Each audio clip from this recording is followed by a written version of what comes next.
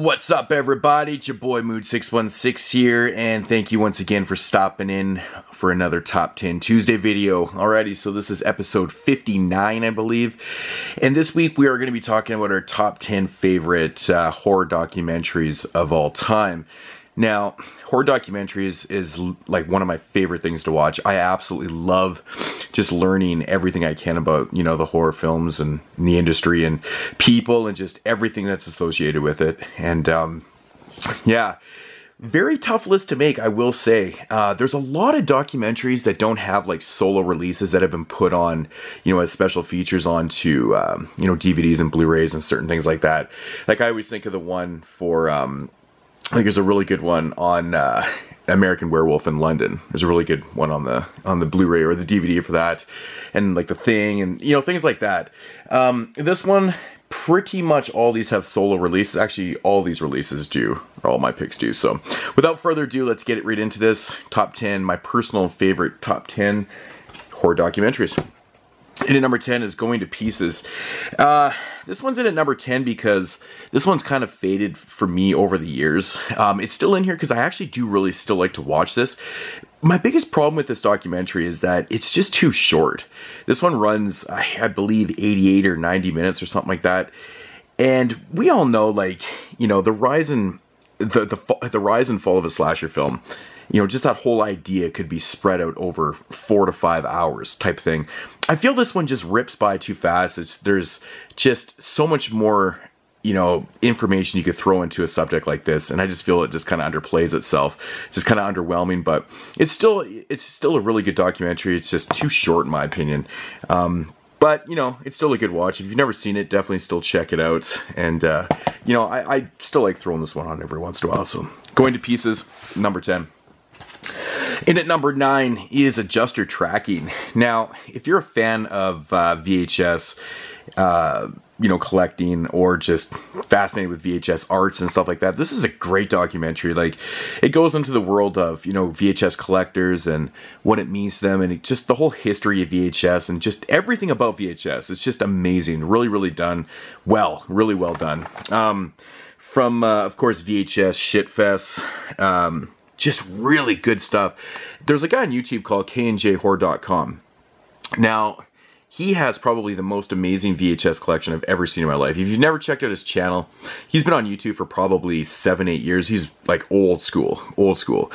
And if you've never checked out his videos, check him out if you're into VHS, because he has the most incredible collection ever. And this actually happens to be him right here. They actually contacted him and to do a little piece in the documentary I thought was really cool. But this guy takes his shit serious, man. He's got every obscure thing known to man in his house. It's just fucking phenomenal. But yeah, this documentary is fantastic. It's loaded with features. It says over 7 hours, which I've watched all the features on this. Really great stuff. I couldn't recommend this one enough. A lot of familiar faces in this, you know, from filmmakers to collectors who've been in other documentaries. And I know Lewis from Masker Videos in this, and it's just fantastic. Love it. And at number 9, and that's crazy that's at number 9. Number 8 is Best Worst Movie. This documentary, which actually was just released with the Troll 1 and 2 double feature from Screen Factory, so you can get it in that double pack too. But yeah, this is the solo release of it, and this is just a fantastic documentary about Troll 2 and how it became so popular like all these years later. And it, you know, of course, the child actor, what's his name? Michael Paul Stevenson, he actually, you know, grew up and directed this. And it's just fantastic. It's a really good inside look into, you know, what these people are doing now and what this movie means to people. And they take it out on the road and they have all these crazy showings. It's a fascinating documentary. So much fun.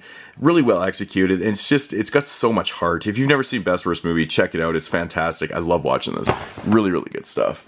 And that was number 8. Number 7 is American Grindhouse. You know, it has horror-related things in it, but of course, Grindhouse films and sleaze and all that type of things fall into the horror, you know, category for myself, so it's in here. Anyways, American Grindhouse, it goes right back to like the golden age of, or the start, I should say, not the golden age, the start of cinema, like right back into the early 1900s, and it talks about, you know, exploitation and just Grindhouse films. And it's fantastic. A lot of great interviews on here, a lot of good clips. Again, this is one that I would have loved to have seen longer. I believe it, yeah, 82 minutes. I could have watched like another 3 hours of this one, man. It was just so fucking good. Really, really well done. You know, if you're a fan of Grindhouse films, definitely check this out. It's really fantastic stuff. Yeah. American Grindhouse in at number 7. Number 6, again, dealing with exploitation to horror action. Got everything in there. Not quite Hollywood. About exploitation. Yeah, this is just fucking awesome. So much fun, man. Like this, this just covers everything, you know, from Australia. It's just fantastic. Like I said, you know, it's got, yeah, finally a documentary full of gratuitous nudity, senseless violence, car crashes, and a bit of kung fu. Yeah, it really does, man. It's just awesome. So much nudity, just so much wicked clips, great interviews, in-depth conversation about, you know, exploitation films and just Aussie cinema in general.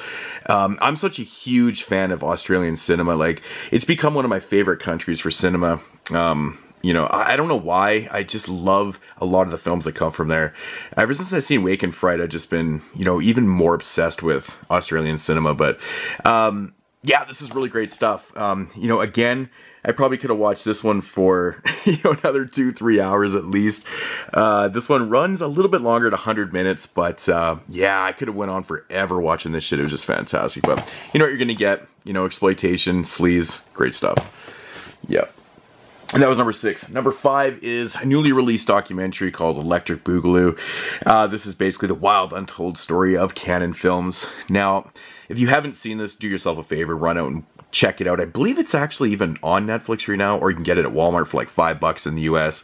Up in Canada, it's only about $7, I believe, but it's a great documentary filled with so much funny moments, great interviews from people that starred in, you know, Cannon Films, and interviews with the you know, the guys that started, of course, Cannon Films. I always forget their names. I'm so bad with names, but you guys know what I'm talking about. These cats up here, these nice Jewish fellows. But it's just a really interesting story how these guys created this huge empire by being the cheapest motherfucking bastards on the face of the earth and just pumping out like 25 films a year out of these studios, and, you know, signing, you know, huge contracts with Chuck Norris and interviews with like Dolph Lundgren, which is so fucking funny, him talking about Masters of Universe and of course the Charles Bronson Death Wish films. It just goes on and on. It's just great stuff. But there's just so much hate. You know, everyone was so negative in this film about, you know, about the studio of Cannon Films, and it's just really great stuff, man. It's so entertaining.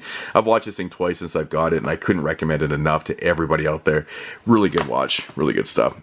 Actually, one of my favorite parts in this is actually them talking about Sylvester Stallone and them doing Over the Top, and how this was going to be like the next, you know, Hollywood blockbuster, and it was going to save Cannon Films and stuff, and it's this fucking movie about arm wrestling. It's just so classic, man. But yeah, I'm such a big fan of Cannon Films. If you're not a fan of Cannon Films, I don't know how you can be a cinema fan. It's just, they have some of the best and unbelievably shitty films. It's just incredible.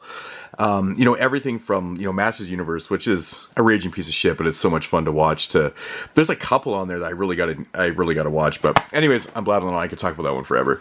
Electric Boogaloo, great stuff. And at number 5, number 4 is Crystal Lake Memories. This is an incredibly long documentary. If you were lucky enough to get the bonus disc with this, which I have right here, I believe this whole thing runs about 12 hours or 13 hours long. It's really in-depth, man. They go, like, you can't get any more in-depth in this documentary. It just, every film is covered, you know, with so many great interviews and so much inside information and great, you know, just memories of the filmmaking and stuff. But it never gets boring. It's incredible that you could have a documentary this long. But then again, you know, there is, you know, all the films, and there's a lot of ground to cover. But I love how they did this. You know, a lot of people were a little pissed off when this thing first came out because they used some recycled, you know, interviews and stuff from, his name was Jason. But, you know, if that was kind of deferring you from watching the rest, definitely check it out, because there's none of that stuff in there from the later stuff. But yeah, Crystal Lake Memories, fantastic release, man. Just incredible documentary. And that was number 4. And at number 3 is More Brains. I don't have the DVD release of this. If you have this steelbook, it actually comes with the documentary on here. And it's actually in high def also. So that's really damn cool. So yeah, More Brains, Return of the Living Dead, the definitive 2-hour documentary, which is really great because, yeah, it's in high def and looks fantastic, but such an in-depth look at the film and great interviews and just memories. And I actually learned a lot of things while watching this documentary, and I love to throw it on because Return of the Living Dead is in my top 5 favorite films of all time, and there's nothing like just revisiting a documentary, talking about one of your favorite films. It's just fantastic. So, what can I say? Return of the Living Dead. Check it out if you never checked it out. It's really worth your time, man. You know, at least they put the effort into making like a full 2-hour documentary about a great zomcom. One of the best, in my opinion, ever. And yeah, check it out. I highly recommend that release too. If you can still find it, I believe on Amazon UK. This is region AB, so it will play in your you know, your region A Blu-ray players, but I do recommend everybody get a all region player. Yeah, great stuff. So, number 3. Number 2, I kind of cheated here, simply because, you know, these definitely go together, and I just couldn't pick one of them. So I'm cheating, but what I'm doing here is the Video Nasties Collection 1 and 2. Holy shit, fuck. These things are just incredible insights to all the films. You know, of course there is, you know, the documentary on here, and then it's got like, you know, all the trailers and things like that. And you can watch them with, you know, the intros to the trailers, which is the way to do it because it has all these great interviews and, you know, people that just know everything about the films, you know, give a lot of insight before they show the trailer, and it's just fantastic stuff. Really, really great stuff. But yeah. Yeah, so here's what's on here, and it's just really, really great stuff. I believe, yeah, you know, this thing runs about 14 hours. It might sound like a lot of time, but it really isn't when you're watching this because it is mad interesting. Like, they go into depth about every film. It's really great stuff. And then, of course, part 2 is, you know, more on the Video Nasties. And, see, the coolest thing about this one is that they go into section 3 on this one. There's another documentary on here, and then they go into the section 3 list, which is quite interesting. Ones that were, you know, just put on a list, taken off shelves and things like that, but were never fully banned.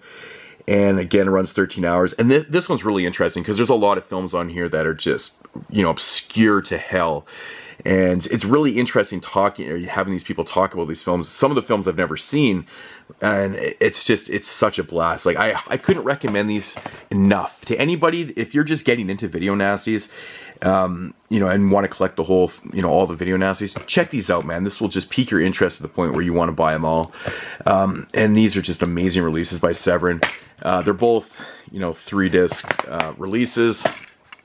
So, yeah, check them out. These are fucking awesome. That's all I can say. They're just fucking amazing. Yeah, really good stuff. So I'll put those like that. And then for my favorite documentary of all time is about my favorite franchise of all time. And of course that is Never Sleep Again. Yeah, the Elm Street Legacy. You know, I love this documentary. And this is, they did it right. You know, this one's about 4 hours long, 4.5 hours long, or whatever it is. Yeah, what is it? 238 minutes, so that's fucking long.